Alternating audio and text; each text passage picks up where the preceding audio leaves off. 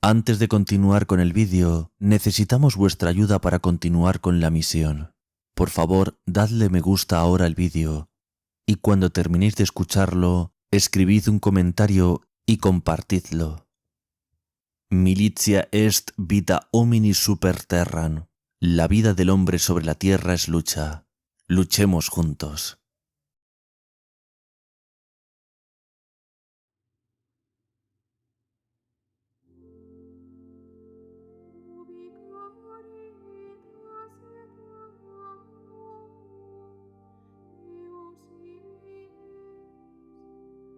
En el nombre del Padre, y del Hijo, y del Espíritu Santo. Amén. Ave María Purísima, sin pecado concebida.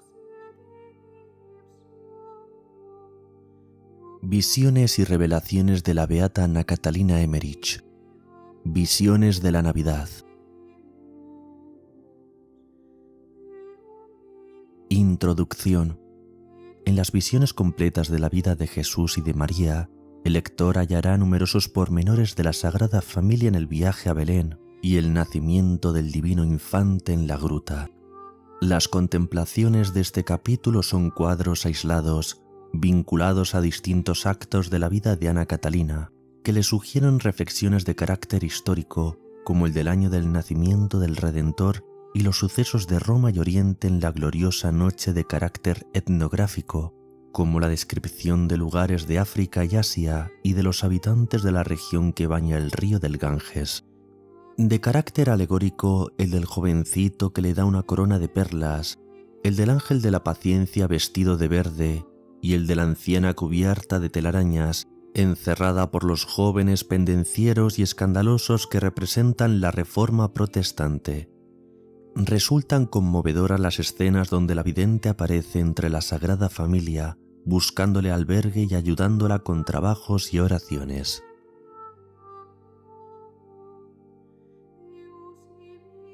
Capítulo primero. Fecha del nacimiento de Jesucristo. He visto que el año 3997 no estaba aún completo cuando nació Jesucristo. Los 4 años no completos desde su nacimiento hasta el año 4000 fueron más tarde olvidados, y así nuestra era comenzó 4 años más tarde. Nota a pie de página. Comúnmente se fija el año 4000 como fecha del nacimiento de nuestro Señor Jesucristo. No obstante, el martirologio romano admite la fecha de 5199 después de la creación del mundo. Fin de nota a pie de página. Uno de los cónsules de entonces se llamaba Léntulo.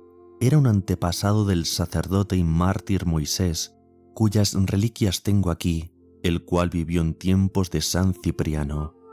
De él desciende también aquel Léntulo que fue luego amigo de San Pedro en Roma. Cristo nació en el año 45 del emperador Augusto. Herodes reinó 40 años. Durante 7 años no fue independiente, aunque desde entonces oprimía al país y ejercía muchas crueldades. Murió más o menos en el 6º año de la vida de Jesucristo. Creo que su muerte fue ocultada por algún tiempo. Murió mal y aún en sus últimos momentos ejercía actos y mandatos de muertes y de terror. Lo he visto arrastrándose en medio de una habitación acolchada, tenía una lanza consigo y quería herir a los que se le acercaban. Jesús nació más o menos en el año 34 de su reinado. 2 años antes de la entrada de María en el templo, Herodes mandó hacer obras en el templo. No era una nueva edificación, solo hacía cambiar algunas cosas y embellecer otras. La huida a Egipto tuvo lugar cuando Jesús tenía 9 meses y la matanza de los inocentes ocurrió durante el 2.º año de su edad. Nota a pie de página. Otras videntes como Teresa Newman concuerdan en citar la matanza de los inocentes cuando Jesús tenía cerca de 2 años. Fin de nota. El nacimiento de Jesucristo tuvo lugar en un año judaico en que ellos contaban 13 meses. Esto era un arreglo semejante al de nuestro año bisiesto. Creo también que los judíos tenían 2 veces al año meses de 20 días y uno de 22. Pude oír algo sobre esto a propósito de los días festivos, pero ya no tengo más que un recuerdo confuso. Vi también que varias veces se hicieron cambios en el calendario. Esto fue al salir del cautiverio y mientras se trabajaba en el templo. Vi al hombre que cambió el calendario y supe su nombre.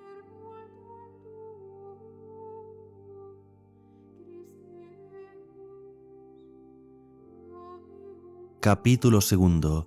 Sucesos del nacimiento de Jesús. Cuando Jesús nació, vi en Roma, al otro lado del Tíber, un barrio donde vivían muchos judíos. En aquel barrio brotó una fuente de aceite y todos se maravillaron. Vi que una magnífica estatua de Júpiter cayó hecha pedazos en su templo, cuya bóveda también se desplomó. Nota a pie de página. San Antonio narra un hecho parecido y cita a Orosio Eutropio, Vicencio y a Inocencio III. Natal Alejandro escribe: otro prodigio refieren algunos de un templo que cayó en aquella noche del nacimiento de Jesucristo. Fin de nota. Los paganos estaban llenos de espanto y preguntaron a otro ídolo, creo que el de Venus, qué significa eso, e hicieron sacrificios. El demonio tuvo que responder por boca del ídolo: esto ha sucedido porque una virgen ha concebido un hijo sin dejar de ser virgen y acaba de dar a luz. Este ídolo habló también desde la fuente de aceite que había brotado. En el sitio donde surgió se levanta hoy una iglesia consagrada a la Madre de Dios. Vi a los sacerdotes de los ídolos consternados haciendo averiguaciones acerca de lo sucedido. 70 años antes, cuando el ídolo había sido cubierto de espléndidos adornos de oro y piedras preciosas y se ofrecían sacrificios solemnes, vivía en Roma una piadosa mujer. No recuerdo si era judía. Su nombre sonaba como Serena o Cirene. Poseía algunos bienes. Estaba dotada del don de visiones. Hizo algunas profecías diciendo públicamente a los paganos que no debían rendir tan grandes homenajes a Júpiter ni hacerle sacrificios, pues habría de quedar despedazado en medio y a la vista de todos. Los sacerdotes la detuvieron y le preguntaron cuándo sería eso. Como no pudo anunciar la época, fue encerrada y perseguida, hasta que Dios le dio a conocer que el ídolo caería cuando una virgen pura diera a luz un niño. Al dar esta respuesta todos se burlaron de ella y la dejaron libre, considerándola loca. Pero cuando al derrumbarse el templo se hizo pedazos el ídolo, reconocieron que había dicho la verdad, asombrándose de lo que había dado como señal del hecho, porque leído naturalmente ellos nada sabían de que la Santísima Virgen hubiera dado a luz e ignoraban el nacimiento de Jesucristo. Vi también que los magistrados de Roma se informaron de lo sucedido y de la aparición de la fuente de aceite. Nota a pie de página. Santa María de Trastevere lleva también el nombre de Sancta María in Gionteole, por una tradición que está de acuerdo con las visiones de Ana Catalina, recogida por Orosius en el capítulo 6-20 y Cornelio a Lápide 9-473. Fin de nota a pie de página. Uno de ellos se llamaba Léntulo, que fue abuelo del mártir y sacerdote Moisés, y de aquel otro Léntulo que más tarde fue amigo de San Pedro en Roma.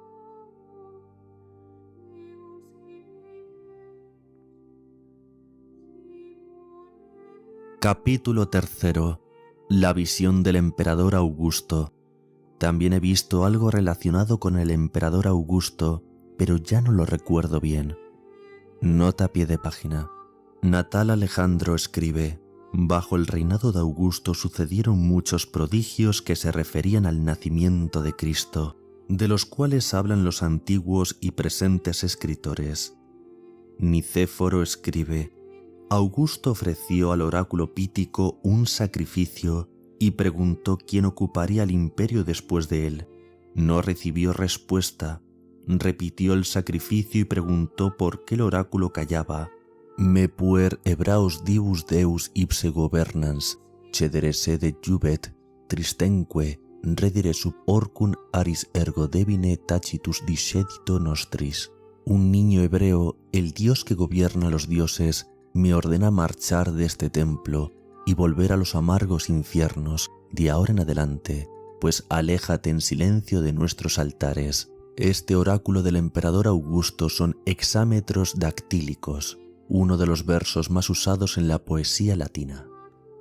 Baronio, tomándolo de Suida, Nicéforo y otros, dicen sus anales: la Virgen Madre de Dios con el niño se apareció a César Augusto en el Capitolio. Cuando ya antes había preguntado al oráculo de Apolo, le fue dicho que habría nacido el niño hebreo. En el mismo Capitolio erigió una ara máxima con este título, Ara Primogenti Dei.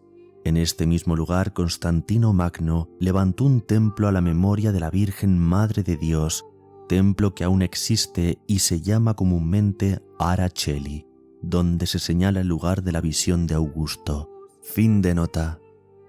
He visto al emperador rodeado de otras personas sobre una colina de Roma, en uno de cuyos lados se encontraba aquel templo que se había derrumbado.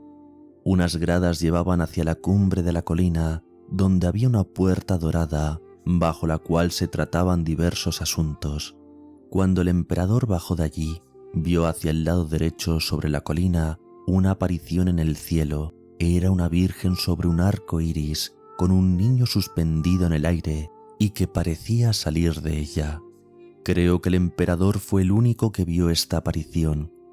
Acerca de su significado hizo consultar a un oráculo que había enmudecido, el cual, no obstante, habló de un niño recién nacido a quien todos debían rendir homenaje.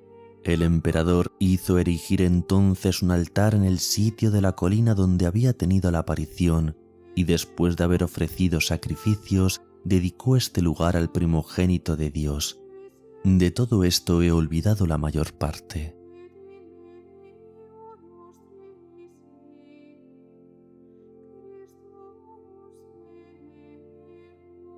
Capítulo 4. Anuncios en Egipto.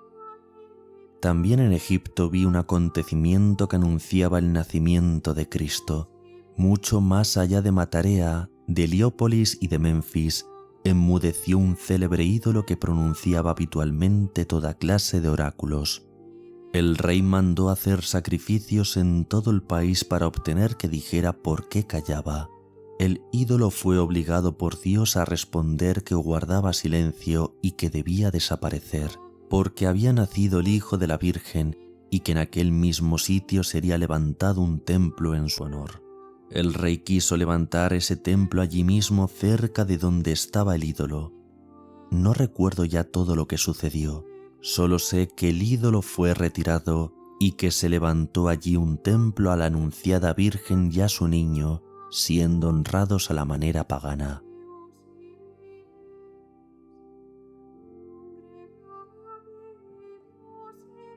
Capítulo 5. Pormenores de la vida de Joaquín y de Ana. Nota introductoria. Cierta vez que manifestó el peregrino, es decir, Clemente Brentano, la pena que sentía por ignorar las circunstancias y pormenores de la vida de Jesús, la beata Ana Catalina dijo: «Todos los conozco, aun los más menudos, como si yo misma los hubiera presenciado. También conozco todos los pormenores de la vida de la Madre de Dios, y yo misma me admiro de ver estas cosas con tanta viveza, siendo así que no he podido leerlas en ninguna parte.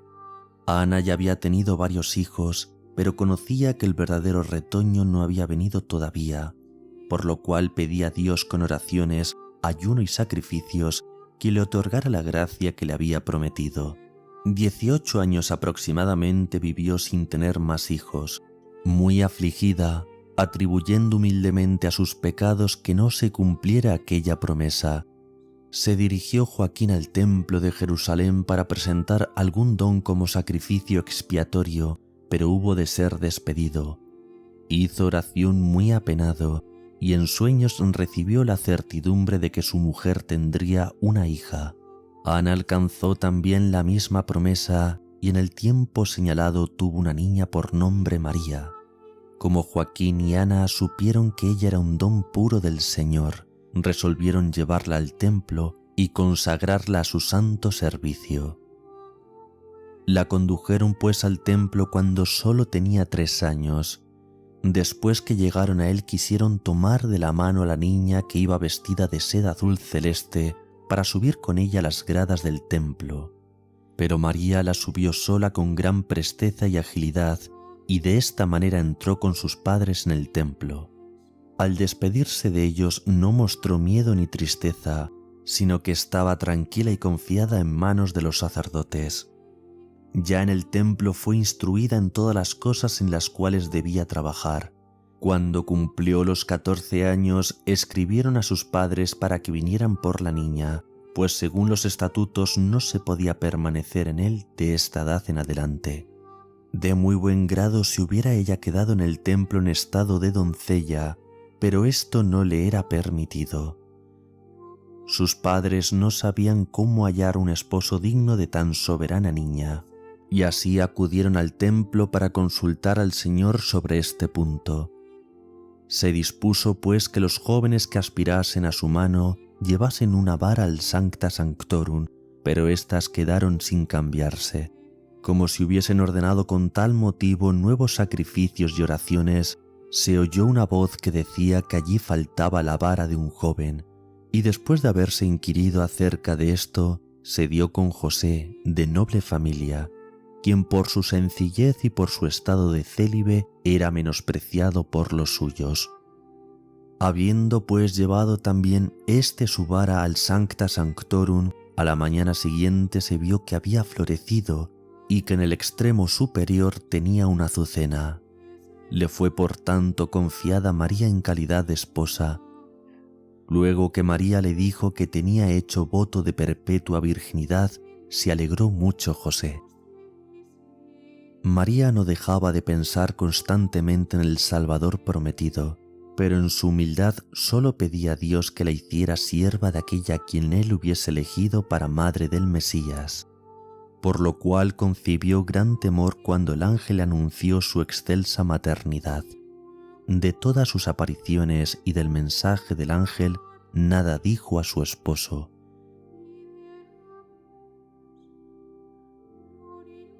Ave María Purísima, sin el ave concepta.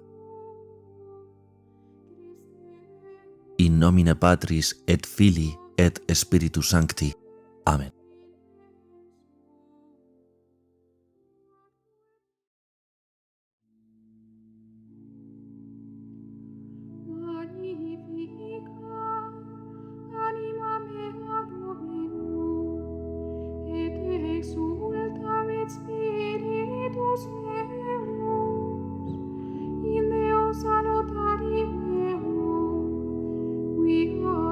Spexit humilitatem angele sue, ecenim ex hoc beatam medicem omnes generationes, quia fecit mihi mania qui potences, et santo nomen eius, et misericordia eius a progenie in progenie,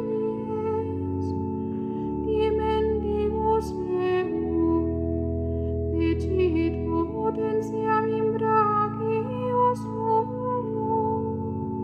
dispersit super vos mente cordis sui, deposuit potentes de sede, et exaltavit humiles, esurientes in plebitonis, et imites dimissitianes, suscepit Israel puerum suum, recordatus misericordiae suae,